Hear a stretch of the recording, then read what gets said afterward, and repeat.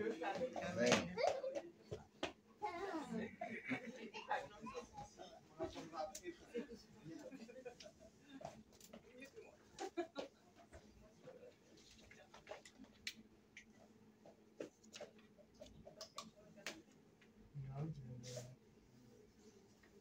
Heureux ce matin parce que le Seigneur nous conduit dans les chants, dans les témoignages. Vous savez, la vie avec Dieu, comme on le voit, c'est dehors qu'on la vit. L'église, c'est une chose, mais on vit notre vie avec Dieu, réellement, notre expérience. Tout ce que nous faisons, c'est à l'extérieur. C'est à l'extérieur que les gens remarquent hein, que nous sommes enfants de Dieu. C'est à l'extérieur que l'on peut porter la lumière, l'amour, la paix et de bonnes choses autour de nous. Ce que l'on vit à l'extérieur, mais on va le communiquer, le partager à l'église. On va lire dans le livre d'Ézéchiel, chapitre 37. Alors, je vous remets le contexte, le temps que vous cherchez. Ézéchiel 37, c'est après le prophète Ésaïe, Jérémie, et vous avez Ézéchiel juste après. Ézéchiel est presque un contemporain, je dirais, de Jérémie. C'est un prophète qui a annoncé les révélations qu'il a eues de Dieu pendant que Israël était en exil. Hein. Donc je ne sais pas exactement si Ézéchiel était en déportation lorsqu'il a écrit ça, si lui-même vivait à Babylone ou s'il était resté à Jérusalem. Et la chose étant, c'est que le contexte historique est le même. On a un Israël qui a désobéi et Dieu l'avait prévenu, si tu ne dis pas selon ma volonté, tu ne m'obéis pas, alors j'enverrai sur toi des rois, etc. Et puis tu partiras captif et qui sait ce qui est à venir. Et dans le livre d'Ézéchiel, nous avons plein de paroles qui sont peut-être dures au départ. Et dans la suite du livre, nous avons plein de promesses et plein de paroles de rétablissement. Dieu va rétablir son peuple. Dieu va bénir son peuple. Et donc, si quelqu'un peut lire le livre d'Ézéchiel, chapitre 37, du verset 1 jusqu'au verset 14. La main de Ézéchiel 37, à partir du verset 1 jusqu'au verset 14. La sœur avait commencé à lire, elle va reprendre. La main de l'Éternel fut sur moi, et l'Éternel me transporta par son esprit et me déposa dans le milieu d'une vallée remplie d'ossements. Il me fit passer auprès d'eux tout autour. Et voici, ils étaient fort nombreux à la surface de la vallée, et ils étaient complètement secs. Il me dit, Fils de l'homme, ces os pourront-ils revivre? Je répondis, Seigneur éternel, tu le sais. Il me dit, prophétise sur ces os, et dis-leur, ossements desséchés, écoutez la parole de l'Éternel. Ainsi parle le Seigneur, l'Éternel à ses os. Voici, je vais faire entrer en vous un esprit et vous vivrez. Je vous donnerai des nerfs. Je ferai croître sur vous de la chair. Je vous couvrirai de peau. Je mettrai en vous un esprit et vous vivrez. Et vous saurez que je suis l'Éternel. Je prophétisais selon l'ordre que j'avais reçu. Et comme je prophétisais, il y eut un bruit. Et voici, il se fit un mouvement. Et les os s'approchèrent les uns des autres. Je regardai, et voici, il leur vint des nerfs. La chair crut, et la peau les couvrit par-dessus. Mais il n'y avait point en eux d'esprit. Il me dit, prophétise et parle à l'esprit. Prophétise, fils de l'homme, et dis à l'esprit, ainsi parle le Seigneur l'Éternel. Esprit, viens des quatre vents, souffle sur ces morts, et qu'ils revivent. Je prophétisais selon l'ordre qu'il m'avait donné, et l'esprit entra en eux, et ils reprirent vie. Ils se tinrent sur leurs pieds. C'était une armée nombreuse, très nombreuse. Il me dit, fils de l'homme, ces os, c'est toute la maison d'Israël. Voici, ils disent, nos os sont desséchés, notre espérance est détruite, nous sommes perdus. Prophétise donc et dis-leur, ainsi parle le Seigneur l'Éternel. Voici, j'ouvrirai vos sépulcres Je vous ferai sortir de vos sépulcres, Amen. ô mon peuple, et je vous ramènerai dans le pays d'Israël. Amen.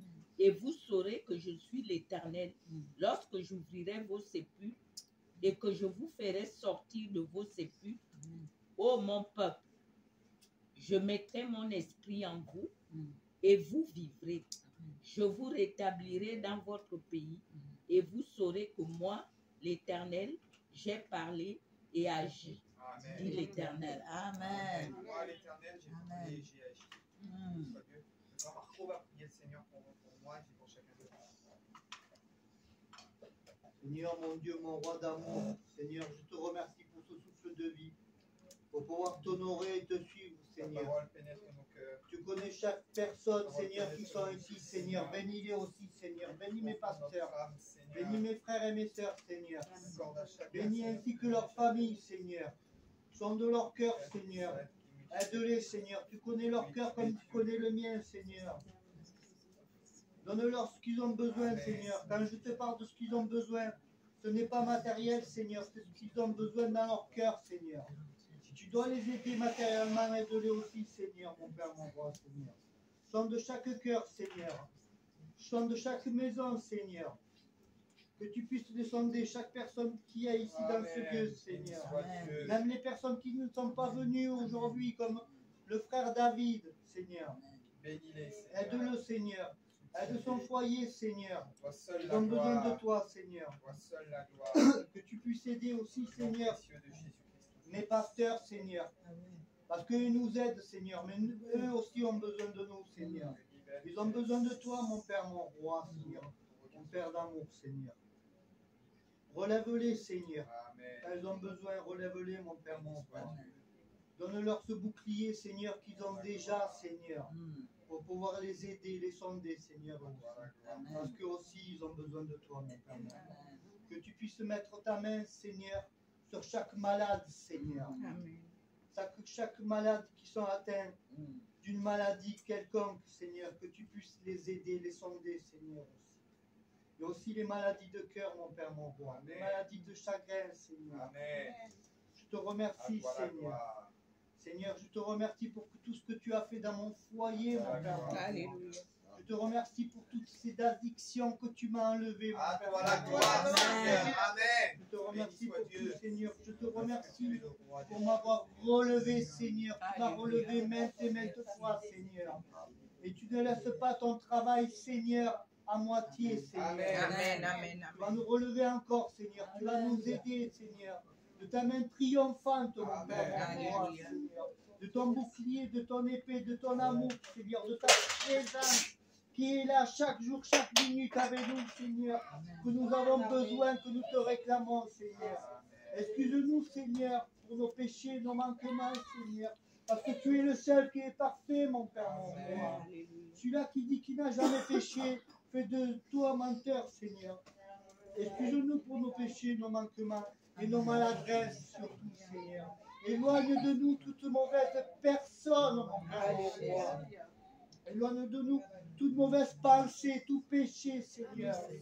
Que je les chasse au nom de Jésus, Seigneur. Que je chasse toute mauvaise personne Amen. de nous, Seigneur. Toute mauvaise pensée, mon Père, mon roi d'amour, Seigneur. Et fais de nous se rapprocher toutes les bonnes personnes, Seigneur. Je te remercie, Seigneur. Je te remercie pour sonder nos cœurs, Seigneur. Et tu vas te faire de nous une bonne semaine, Seigneur. Une Amen. bonne journée, Seigneur, dans ta Amen. louange, dans ta présence, mon Père, mon roi. Je Alléluia. te remercie pour tout. Au nom de Jésus. Amen, amen, amen, amen. Amen. Béni soit Dieu. Pour la prière du cœur animée par l'Esprit de Dieu. Je vais lire tout doucement ce qu'on vient de lire, hein, verset par verset, dans une autre version qui est la Bible juive complète, traduite par David Ashstern, qui est un juif messianique. C'est assez intéressant, ça donne une vision différente un peu de ce qu'on a l'habitude de lire. Le verset 1 dit: voici la main d'Adonai, donc la main de l'Éternel, étend sur moi.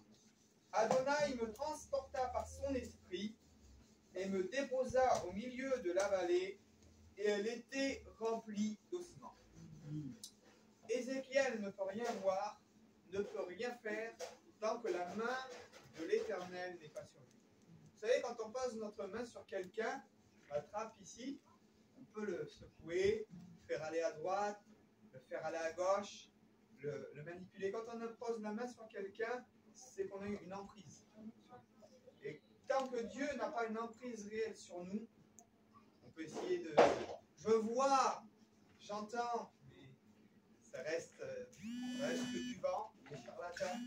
Et quand des gens sont animés par la main de Dieu qui se pose sur eux, ils peuvent faire des choses, on peut faire des choses étranges parfois. Quand la main de Dieu se pose sur nous, quand la main de Dieu nous pousse, on peut dire des choses étranges. Une fois, j'étais invité dans une église, je pose ma main sur quelqu'un, je prie, et Dieu me dit, cette personne a un conflit d'intérêts, elle refuse de pardonner quelqu'un de proche de sa famille à cause d'un problème d'argent. Comment aller voir une personne et lui dire ça de but en blanc, quelqu'un qu'on n'a jamais vu. J'étais voir le pasteur de l'église.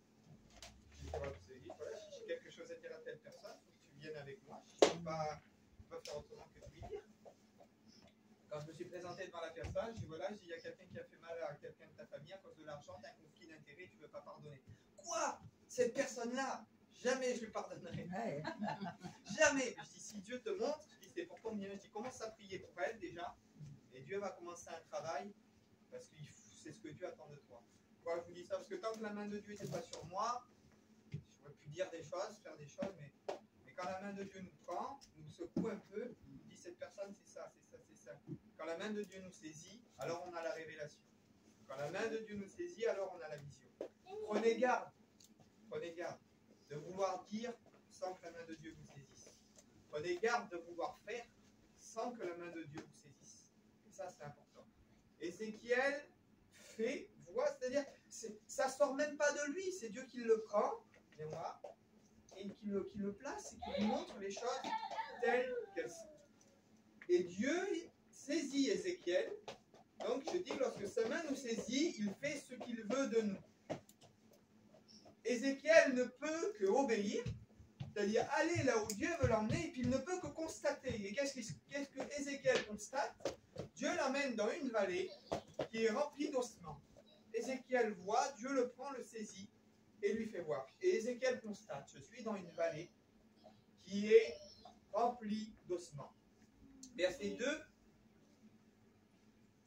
il me fit passer tout autour d'eux, et il y avait tant d'ossements dans cette vallée, et ils étaient si secs. Et ça, c'est le constat. Dieu lui fait voir, le promène dans la vallée, et lui montre le constat, c'est que tous ces os sont secs. Il me fit passer autour de tous ces os, et ils étaient si secs. Dieu lui montre, quand je dis qu'il ne peut que constater. Verset 3, Dieu pose une question à Ézéchiel. Dieu pose une question à Ézéchiel, lui dit, il demanda, homme, ou fils de l'homme, ces ossements peuvent-ils vivre? Avec un point d'interrogation. Est-ce que quelque chose de mort, quelque chose de sec, tu constates, tu vois dans l'état dans lequel c'est, cette situation, tu la vois, elle est devant toi, mais est-ce que ces ossements secs, est-ce que cette situation qui semble irréparable quelque part, est-ce que cette situation peut reprendre? Est-ce que ces ossements qui sont morts peuvent-ils reprendre vie? Avec un point d'interrogation. Et Ézéchiel répond, toi seul, Éternel, tu le sais. Pourquoi?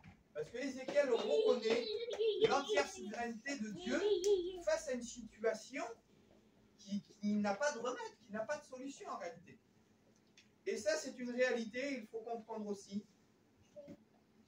Peut-il y avoir de l'espoir pour des os sans vie? Parfois, certaines situations dans nos vies, on peut comparer ces ossements desséchés, mais peut-être aux situations que l'on peut rencontrer des fois dans nos vies. C'est-à-dire Dieu nous montre notre situation, et puis on est là, on ne peut que constater mais notre situation en disant mais il n'y a plus d'espoir. La situation elle est là, on la constate. Et Ézéchiel dit, toi seul, Dieu, tu sais si cette situation peut reprendre vie, si ces ossements peuvent reprendre vie ou pas. Alors, je ne veux pas être défaitiste, mais je vais vous faire entrer réellement dans la réalité.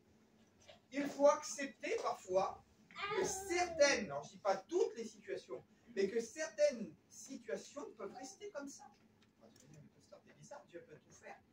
Mais quelqu'un qui passe par un deuil, est-ce que la personne va ressusciter? Non.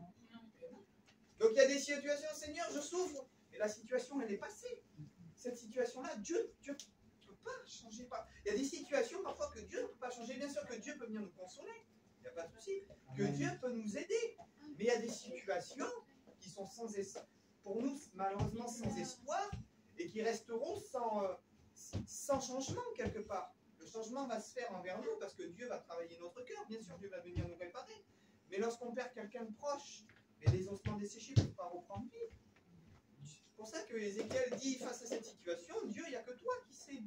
Et face à certaines situations de notre vie, il y a des choses où on constate, et qui parfois, eh bien, malheureusement, eh bien, sont en réalité sans espoir. Nous devrons nous rendre donc à l'évidence que certaines situations ne changeront pas. Donc, perte d'un être cher, parfois on peut avoir des besoins financiers, et Dieu peut, dans sa souveraineté, nous tenir dans ce besoin financier pour qu'on dépende de lui. Pourquoi? Il y a des chrétiens qui sont riches et d'autres qui ne sont pas. Peut-être demain, moi, si je deviens riche, je vais devenir orgueilleux. Et puis je vais me mettre à dilapider mon argent n'importe comment, et je vais me mettre à me croire au-dessus des autres, parce que Dieu m'a donné des moyens. Et il y a des gens qui sont riches, et qui restent toujours pareils, qui restent dans l'humilité, et qui au-delà de ça, partagent leur richesse avec les gens qui n'en ont pas, et qui sont humbles, et qui... Donc, comprenez bien que des fois, si Dieu ne permet pas que tu sortes de certaines situations financières, peut-être que Dieu sait que pour toi c'est un piège d'avoir de l'argent. C'est pour ça que Ézéchiel dit, toi Seigneur tu le sais. Et puis nous on peut être là des fois à se plaindre, de dire Seigneur regarde la situation financière, est-ce qu'elle peut reprendre vie? Est-ce que telle chose peut arriver? Dieu sait. Dieu sait et Dieu est souverain. Et il faut aussi entrer dans cette réalité, c'est que Dieu c'est pas un coup de baguette magique, et la situation difficile, elle peut reprendre vie. Dieu est capable de le faire, bien sûr. Mais Ézéchiel dit, toi tu le sais. Toi tu le sais si tu vas le faire ou pas. Moi je ne sais pas ce qui va se passer. Les ossements sont là, sont desséchés. C'est un constat. C'est une réalité. Les ossements n'ont plus la vie. Cette situation-là, pour nous, elle est morte. C'est-à-dire, cette personne-là, jamais peut-être elle se convertira. Pour nous, c'est mort. C'est fini. Et Dieu sait. Pareil, au sujet d'une conversion d'une personne, vous connaissez l'histoire, un pauvre nommé Lazare avec un riche, les deux sont ensevelis, et le riche, il dit à un moment, mais envoie Lazare, que Lazare ressuscite, et que j'ai des frères, qu'il aille parler à mes frères. Et qu'est-ce que Abraham dit, entre parenthèses, Abraham nous représente Dieu, mais qu'est-ce qu'il dit? Il dit tes frères, parce que Dieu connaît les frères de ce bonhomme-là, il les connaît, il connaît leur cœur, il les connaît parfaitement. Même s'ils voient un mort ressuscité, ils ne vont pas se convertir. C'est étonnant, hein? Mais Dieu laisse la situation telle qu'elle, parce que Dieu sait que même s'il envoie quelqu'un qui ressuscite pour que ces gens se convertissent, ils ne se convertiront pas. Ça, c'est le propre même parfois du libre arbitre. Marie, est-ce que tu sauveras ta femme? Femme, est-ce que tu sauveras ton mari? Je veux aller loin dans ce que je dis, mais cette réalité-là, c'est vrai. Tu n'as même pas le pouvoir de sauver tes enfants. Tu peux les éduquer, leur montrer une bonne direction, tu peux leur ouvrir des portes, mais ton enfant est un être indépendant qui a un libre arbitre. Et tel que Dieu a mis devant toi le chemin de la vie et le chemin de la mort, Dieu mettra devant tes enfants le chemin de la vie et le chemin de la mort. Amen. Et c'est le choix de tes enfants, s'ils choisissent Dieu, s'ils choisissent le bien, qui les emmènera au salut. Et tu auras beau les forcer, les obliger. Quand on choisit volontairement le mal, on choisit le mal. Et quand on choisit le bien, on choisit le bien. Et il y a des situations sur lesquelles on n'a pas le contrôle, sur lesquelles on n'a pas le pouvoir. Et il y a des situations, nous, on désirerait que ça reprenne vie. Mais il y a des situations qui peut-être vont concerner vie. Il y a peut-être des gens dans nos foyers qui ne se convertiront jamais. Peut-être des gens dans nos familles qui ne changeront jamais. Et c'est pour ça que Ézéchiel dit, toi, Seigneur, tu le sais. Oui, les ossements sont desséchés. Les ossements sont morts, mais toi, tu le sais. Et ça, c'est quelque chose que nous devons comprendre et que nous devons assimiler, c'est que Dieu est souverain. C'est que Dieu est souverain, qu'importe ce que Dieu décide dans la situation qui se présente devant nous, nous devons l'accepter et nous devons y être soumis. Et ça, c'est parfois difficile. Vous savez mes difficultés, vous savez ce que je vis, je vous parle en connaissance de cause, c'est parfois difficile. Parfois difficile de dire, Seigneur, on veut ça, on veut que ça reprenne vie, puis des fois ça n'arrive pas, des fois ça tarde, et des fois peut-être ça n'arrivera jamais. Il faut vraiment que Dieu nous aide à accepter qu'il est souverain, et c'est lui qui décide et qui dirige nos choses. Toi, Seigneur, tu le sais. Donc, nous devons nous rendre à l'évidence que certaines situations ne changeront pas. Donc, quand je dis perte d'un être cher, besoin peut-être financier, mais d'autres situations dans notre vie, dans nos vies, d'autres situations, bien sûr, peuvent changer selon la mesure que Dieu a fixée, selon ce que Dieu a désiré dans sa souveraineté de faire et de disposer dans notre vie. De faire et de disposer dans notre vie. Amen. Toi seul le sais. Dieu, hein, donc toi seul le sais, c'est Dieu qui sait. Ézéchiel accepte la souveraineté de Dieu. Verset 4. Verset 4. Alors, il me dit, c'est Dieu qui parle, prophétise à ses ossements. C'est-à-dire, ces ossements sont morts, ils sont secs. Cette situation n'a plus d'espoir. Mais maintenant, ça vous est arrivé, ça m'est arrivé, que Dieu nous parle d'une manière particulière de dire cette situation, cette chose ne restera pas éternellement comme ça. Il y a certaines situations où Dieu ne nous a pas parlé, mais il y a des situations dans lesquelles Dieu nous a parlé, mais que nous, on n'y croit même plus. C'est vrai. Que Dieu nous a dit, cette situation, elle va changer. Je t'ai fait une promesse à tel sujet. Si Dieu t'a fait une promesse sur tes enfants, t'inquiète pas, Amen. ça va reprendre vie. Alléluia. Comme j'ai dit, on ne peut Amen. pas obliger nos enfants à se convertir. Ça se peut que ça ne se passe jamais, mais si Dieu te l'a dit, et Dieu va dire à Ézéchiel, parle à ces ossements. C'est-à-dire, ta situation là, c'est mort. Les ossements sont morts, ils sont secs. Et vous savez, le corps est composé, c'est à 80% d'eau. Même dans les os, il y a de l'eau. Mais quand les ossements sont secs, c'est-à-dire il n'y a même plus d'eau à l'intérieur. L'eau qu'il y avait dans les os s'est évaporée. Et vous savez que l'eau dans la Bible représente la parole de Dieu. Amen. C'est-à-dire que ces ossements-là, il n'y avait même plus un espoir que Dieu les touche en fait. Tout ce qui était de Dieu, tout ce qui était bon, tout ce qui produisait la vie s'était retiré. Et des fois, tu vois cette situation devant toi, cette situation qui peut être peut-être le fait de pardonner quelqu'un, une réconciliation, ou peu importe. Tu vois cette situation devant toi, tu dis elle est morte. Il n'y a plus d'espoir pour que je pardonne cette personne. Il n'y a plus d'espoir pour que j'aime cette personne. Ou il n'y a plus d'espoir pour que ma maladie s'en aille. Il n'y a plus d'espoir pour que mon problème administratif s'arrange. Il n'y a plus d'espoir pour que ma querelle cesse. L'embrouille que je veux avec cette personne, il n'y a plus d'espoir. C'est mort, c'est fini. Une difficulté quelconque. Nomme ta difficulté. Cette difficulté qui pour toi, aujourd'hui, dit cette difficulté-là, il n'y a plus d'espoir. Elle est morte. Les os sont desséchés, il n'y a même plus d'eau à l'intérieur. C'est-à-dire la parole de Dieu s'est complètement évaporée. On dirait que Dieu n'est plus dans cette situation. On dirait que Dieu n'est plus dans cette situation, n'est plus dans ce mouvement, dans cette chose. Cette difficulté-là, je la zappe, je la mets de côté, et on dirait que Dieu n'y est même plus. Mais Dieu t'a dit un jour ça, je le ferai. Il y a bien longtemps, peut-être quelques semaines, quelques mois, quelques années. Et Dieu t'a dit qu'il le fera. Et cette chose-là, tu t'es résilié quelque part, tu as fait le constat, c'est mort, et puis toi seul, Seigneur, tu sais. Mais Dieu aujourd'hui t'interpelle sur ta situation, comme il m'interpelle. Et comme Dieu a dit à Ézéchiel, Dieu te dit, prophétise sur ta situation. C'est vrai, les ossements sont desséchés, les ossements sont morts, mais il dit, fils de l'homme. Alors il me dit, prophétise sur ces ossements et tu leur diras, ossements secs. Dieu ne change pas le nom de la situation. Dieu ne te demande pas de changer le nom de ta situation. Dieu te demande de nommer ta situation telle qu'elle est et de constater réellement l'ampleur du désastre. Ézéchiel ne va pas dire ossements qui vont peut-être revenir à la vie. Non, il sait que c'est mort, il sait que c'est fini. Il nomme la situation telle qu'elle est. Nomme la situation telle qu'elle est dans ta vie. Maladie, nomme-la, nomme ta maladie. Nomme ta difficulté. Excuse-moi du mot, c'est un cancer, mais nomme ton cancer. Nomme-le. Ta difficulté financière, nomme-la. La méchanceté que tu as dans ton cœur, le manque de pardon, mais nomme-le. Peu importe ce que tu as, nomme-le dans ton cœur. Cette situation qui semble morte, problème administratif, je parle aussi un petit peu pour Marie-Rose, problème avec les avocats, problème avec la maison, cette situation elle semble morte, nomme-la, prophétise sur elle. Si Dieu t'a dit qu'il le fera, prophétise sur elle. Prends autorité sur ta situation. Et nomme la chose telle qu'elle est en réalité. Telle qu'elle est de dire, mais ma situation aujourd'hui, elle ne me fait pas peur. Je la nomme telle qu'elle est et je suis conscient que les ossements sont secs. Je suis conscient aujourd'hui que c'est une difficulté, mais je la nomme et je prends autorité sur cette chose. Je prends autorité sur cette Amen. situation. Je prends autorité sur ma maladie, sur mon problème, sur ma difficulté. Et tu leur diras haussement sec, écoutez ce que l'Éternel veut dire.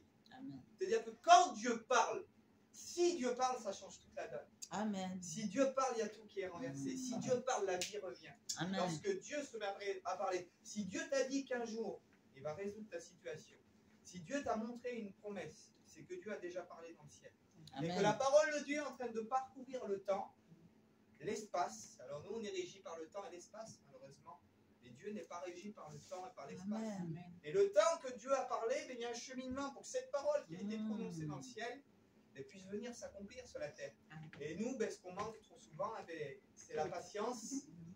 La patience qui nous manque entre le moment où Dieu a déjà parlé dans le ciel et le moment où ça doit s'accomplir sur la terre. Et c'est pour ça que dans le Notre Père, il est dit que ta volonté soit faite dans le ciel comme sur la terre. Amen. Ça veut dire que la volonté de Dieu dans le ciel, elle est déjà accomplie. Dieu a déjà parlé. Mais maintenant, nous devons être patients et aider Dieu quelque part à ce que ce qu'il a proclamé dans le ciel vienne s'accomplir sur la terre. J'ai aimé ce que Séverin disait tout à l'heure. Vous savez, on parle de l'ennemi qui agite, qui fait des choses, qui peut peut-être troubler. Et vous, comme moi, sa fin, on la connaît. On réalise, on souffre de ce que l'ennemi peut nous faire subir dans nos foyers, dans nos familles, autour de nous aujourd'hui. Mais sa fin, on la connaît. Parce que sa fin, elle est écrite ici. Amen. Lui, peut-être qu'il ne sait pas, ou il sait à moitié, ou peut-être qu'il sait sa fin. Je ne sais pas s'il est conscient, si les démons sont conscients.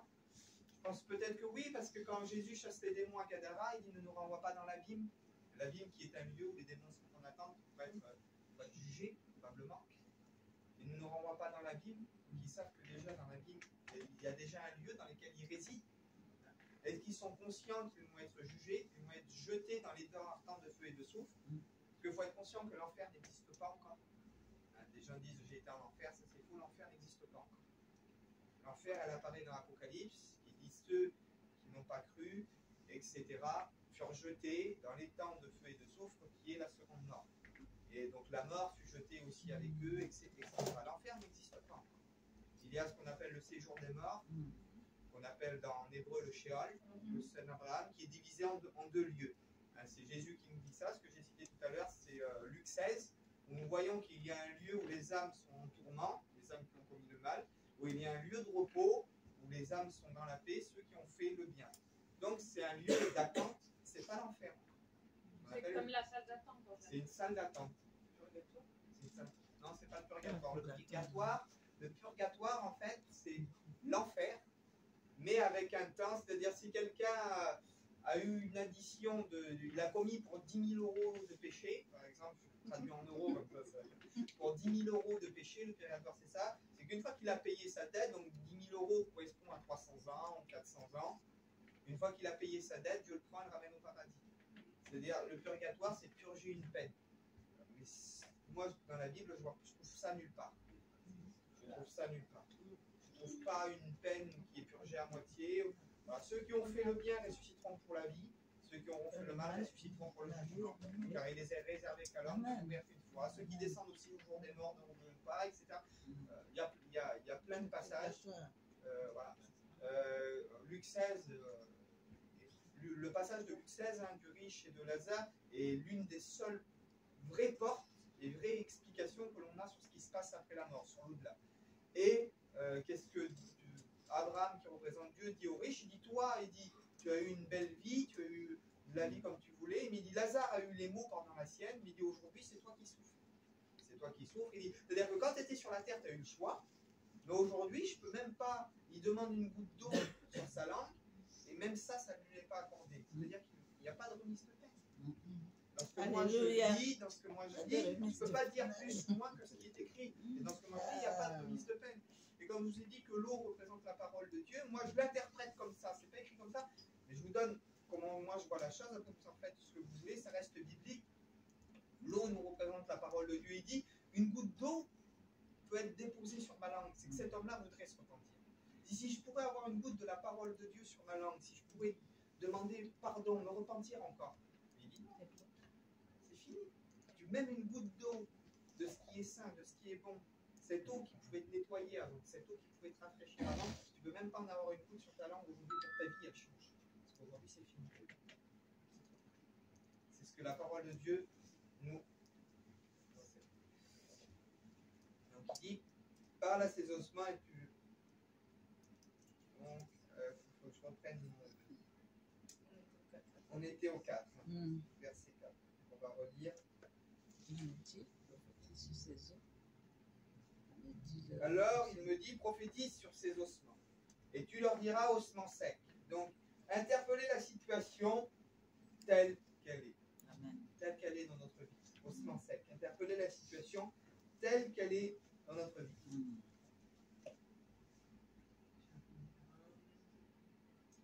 Écoutez ce qu'Adonai veut dire. Et on revient à ce que je disais, c'est que quand Dieu parle, c'est là que la situation change. Amen.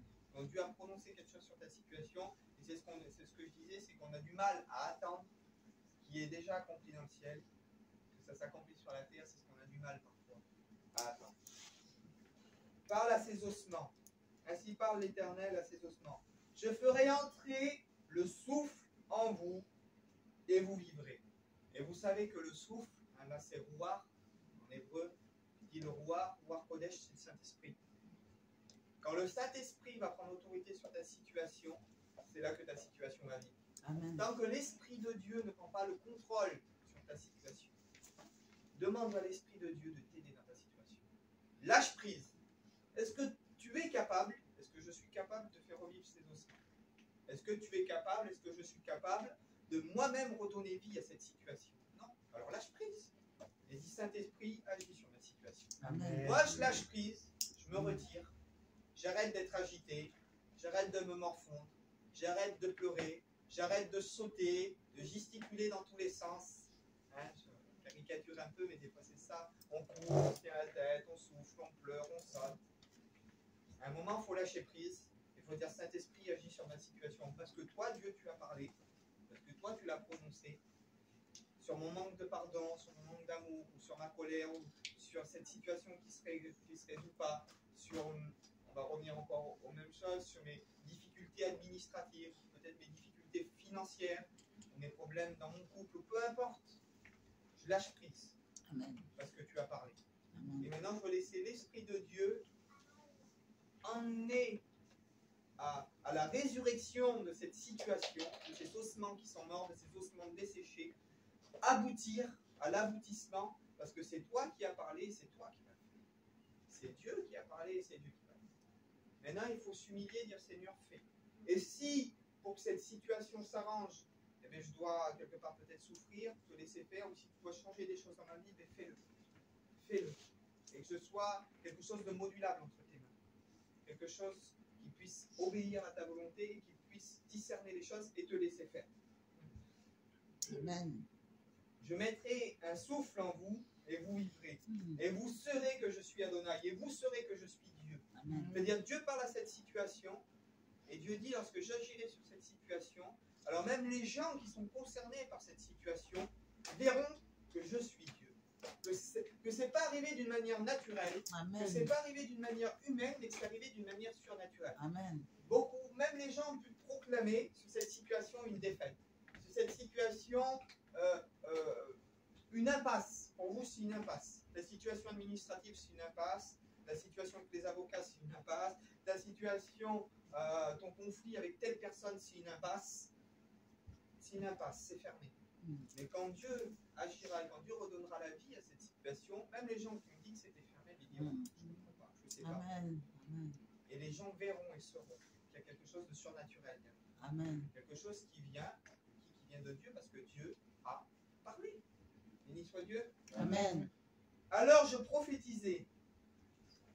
Non. Verset 6. Je mettrai sur vous des ligaments, je ferai croître la chair sur vous, je vous couvrirai de peau, et je mettrai un souffle en vous, vous vivrez, et vous saurez que je suis Dieu, que je suis Adonai. Alors je prophétisais selon ce qui m'avait été ordonné. Et tandis que je prophétisais, c'est-à-dire pendant qu'il parle à sa situation, pendant qu'il parle à ses ossements, il dit il va y avoir un bruit, un tremblement. Et les ossements vont se rapprocher. Ça, chose qui n'est pas naturelle, chose qui ne doit pas arriver. Amen. Tu vas voir ta situation lorsque Dieu décidera que c'est le temps. Lorsque tu prendras possession de cette victoire. Tu vas voir les choses autour de toi qui vont commencer à bouger. Amen. Tu vas voir ces ossements qui vont commencer Alléluia. à s'assembler. Tu vas voir Alléluia. les choses naturelles qui vont commencer à bouger Amen. autour de toi. Amen. Choses que tu Amen. ne contrôleras même pas. Amen. Tout comme tu ne pouvais pas contrôler le fait que cette situation était morte, lorsque Dieu va agir, parce que Dieu t'a parlé sur cette situation, et sois-en conscient, je veux bien mettre les pieds, on va dire les pieds dans le plat. Si Dieu ne t'a pas parlé, ne te fais pas d'illusions. C'est vrai. Si Dieu ne t'a pas parlé, ne va pas t'investir dans une situation dans laquelle Dieu n'a pas parlé. Et c'est ce que je disais au départ, il faut bien faire la part des choses entre la situation que Dieu t'a dit ça, je vais agir, Amen. fais-moi confiance, Amen. et la situation dans laquelle Dieu ne t'a pas parlé. Parce que si tu essayes de t'agiter, de te borner sur des ossements desséchés, il y a des ossements desséchés dans ta vie qui reprendront jamais vie. C'est vrai. Et ça, il faut l'accepter. Amen. Parce que tu vas t'épuiser. Tu vas te borner à essayer de résoudre une situation sur laquelle Dieu ne t'a pas parlé. Alors, Dieu ne t'a peut-être pas parlé aujourd'hui sur cette situation. Je ne dis pas que Dieu ne te parlera peut-être pas demain sur cette situation ou dans l'avenir. Mais tant que Dieu n'a pas mis le doigt sur cette situation, ne t'agite pas à résoudre une situation ou à essayer de faire redonner vie à des autres que Dieu n'a pas proclamé quelque chose sur cette situation. Et ça, il faut en être conscient. Parce que tu vas t'épuiser, tu vas te fatiguer et tu vas peut-être même te rendre malheureux. Maintenant, si Dieu t'a interpellé, dire ça, je vais le faire, tes enfants, peu importe la chose, si Dieu t'a dit un jour, à travers une prophétie, dans ton cœur, tu le sens quand c'est Dieu qui parle. Si Dieu t'a dit quelque chose sur cette situation, alors crois-le. Et là, tu peux miser, là, tu peux investir. Maintenant, prends le temps de laisser Dieu souffler, de laisser Dieu redonner vie. Tu vas voir les ossements qui vont commencer à bouger. Maintenant, prie, prophétise toujours sur ta situation. Seigneur, tu m'as dit, alors tu le feras. Je prophétise sur ma situation, le rétablissement. Je prophétise le pardon. Je prophétise la guérison. Je prophétise. Parce que Seigneur, tu m'as orienté, tu m'as dit que tu le ferais. Amen. Ça, c'est Amen. fondamental. Amen. Amen. Alléluia. Mais sur la situation sur laquelle Dieu nous a parlé, pas sur une autre. Ça, c'est important. Tandis que je prophétisais, il y eut un bruit, un tremblement. Les ossements se rapprochaient. Chaque os se mit à sa place. Parce que chaque chose a sa place. Amen. Des fois, tu vois pas, toi, tu voudrais que des fois ce soit tout de suite comme ça, mais il y a des choses qui se mettent en place dans ta situation. Les ossements se mettent en place dans ta situation. Amen. Et des fois, ça prend du temps. Et comme je dis, des fois, les démarches administratives prennent du temps. Des fois, la conversion d'un enfant, ça prend du temps. La conversion de quelqu'un, des fois, ça prend du temps. Oui. Mais laisse le temps aux os de se mettre en place. Chaque os a sa place. Amen. Dieu va envoyer une personne parler à telle personne. Dieu va envoyer un mouvement, quelque chose qui va déclencher une autre chose. Et puis, ça va être une déferlante de choses qui va t'amener à aboutir à la promesse ou au but que Dieu a fixé dans ta vie. Mais maintenant, laisse le temps aussi. Le temps aux os de se reconstituer. Amen. Le temps à cette situation de reprendre vie. Et chaque chose, chaque os a sa place. Alors que je regardais, les ligaments poussaient sur eux. La chair apparut et la peau les recouvrit. Mais il n'y avait pas de souffle en eux. C'est-à-dire, tu vas voir la situation commencer à bouger, mais l'aboutissement, des fois, ça met un peu de temps. Et là, il va dire, alors, prophétise encore, demande au souffle du Tout-Puissant, il dit, prophétise au souffle, et tu diras au souffle, donc au Saint-Esprit, hein, ainsi parle l'Éternel, souffle vient des 4 vents, c'est ce que tu as dit tout à l'heure. C'est pour ça quand tu as dit ça tout à l'heure, j'étais content parce que c'était dans le texte. Souffle de Dieu vient des 4 vents et souffle sur ces morts afin qu'ils vivent. De dire, Seigneur, cette situation bouge, je vois une légère amélioration, mais maintenant viens. Que l'Esprit de Dieu vienne, souffle des 4 vents et redonne vie pleinement à ce qui a du mal à décoller, à ce qui a du mal à démarrer. Alors je prophétisais selon ce qui m'avait été ordonné. C'est-à-dire que ce qu'il faut que tu fasses, c'est selon ce que Dieu t'a dit. Pas selon un mouvement, une dénomination, une personne, mais selon ce que Dieu a mis dans ton cœur. Et ce que Dieu a mis dans le cœur de Marie-Rose, mais c'est pas peut-être ce que Dieu a mis dans mon cœur. La vision que Dieu montre à Marie-Rose, c'est peut-être pas ma vision. La vision à Marie-Thérèse, c'est ta vision. Ta vision, c'est ma soeur. Amen. Christine, c'est ta vision. C'est ta vision. Ce que Dieu te montre, c'est personnel. Je ne peux pas calquer ma vie, mes problèmes, avec tes problèmes. Non. Dieu ne va pas agir dans ma vie de la même façon, Jessica, qui va agir dans ta vie, avec ta façon, avec les gens qui sont autour de toi. Et il ne faut pas essayer d'imiter les autres dans leur vie avec Dieu, parce que ta vie avec Dieu, c'est la tienne. Elle est personnelle. Et Dieu fera des choses avec toi qu'il ne fera pas avec nous. Et ça, c'est important de comprendre. Aujourd'hui, on veut faire des copier-coller de chrétiens. C'est-à-dire, on met les chrétiens dans des cases, ça c'est bien, ça c'est... Alors, le péché, comprenez bien sûr, il y a des choses où c'est comment dire, on sait que c'est péché, on sait que c'est mal. Mais il y a des choses, parfois comme je disais l'autre fois, on sait que mentir c'est mal. Maintenant, imaginez à l'époque Hitler, vous êtes chrétien, vous cachez des juifs chez vous. Alors, le mensonge reste le mensonge. Vous cachez des juifs chez vous, la Gestapo débarque. Est-ce que vous allez leur dire, oui, les juifs sont là vous allez leur mentir? Alors, moi, je leur mens. Ah, pourtant, vous péchez. Hein? Vous croyez que Dieu va vous imputer ce péché? Il faut les livrer, c'est différent. Bien sûr que non. Donc, comprenez, il y a des situations, des circonstances dans notre vie, et ça, Dieu l'a demandé à des personnes qui étaient dans cette situation. Et eux, Dieu leur a demandé de franchir la ligne quelque part d'un côté, mais dans cette situation spécifiquement pour eux. Alors, je ne vous donne pas de dire que vous pouvez pécher, vous pouvez faire comme vous voulez, mais ça peut arriver que Dieu exige quelque chose de vous dans votre situation qui vous semble fou, qui vous semble farfelu. Alors, la Bible nous conseille qu'un enfant de Dieu, homme ou femme, quand il veut se marier, doit se marier avec un enfant de Dieu, parce qu'ils ont la même optique, la même vision. Un chrétien doit essayer de se marier, de se fiancer avec une chrétienne. Maintenant, moi, j'ai vu, après, c'est au conditionnel. Eh bien, des sœurs,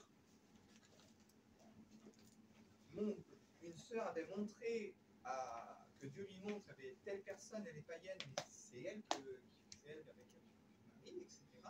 Et les choses se sont faites, et que quelques temps après, la personne est venue à Dieu et s'est convertie.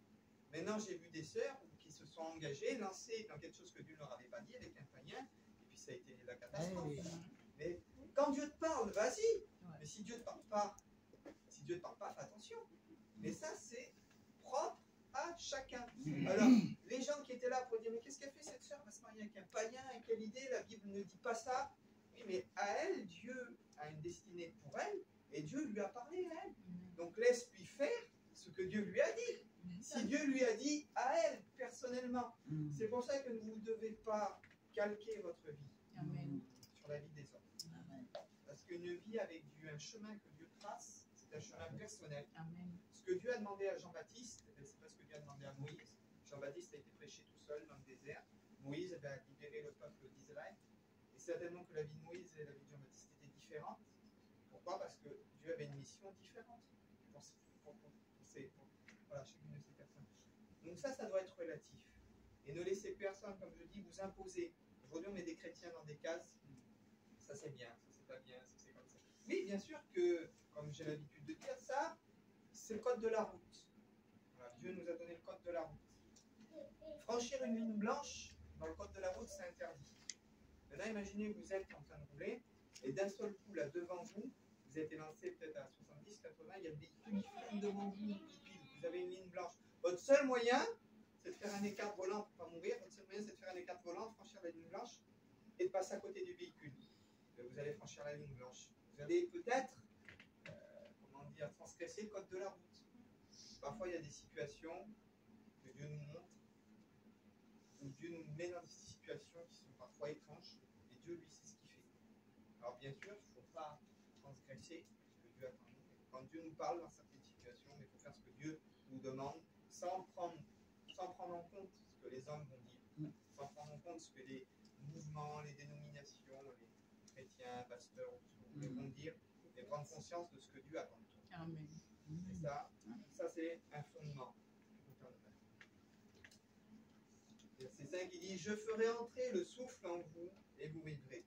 Dieu commande au Saint-Esprit de souffler et donne la vie à ta situation. Amen. Cette situation-là, par rapport au passage, était le peuple d'Israël qui était déporté, le peuple d'Israël qui avait été maltraité, parce qu'à la base, il y avait eu une désobéissance.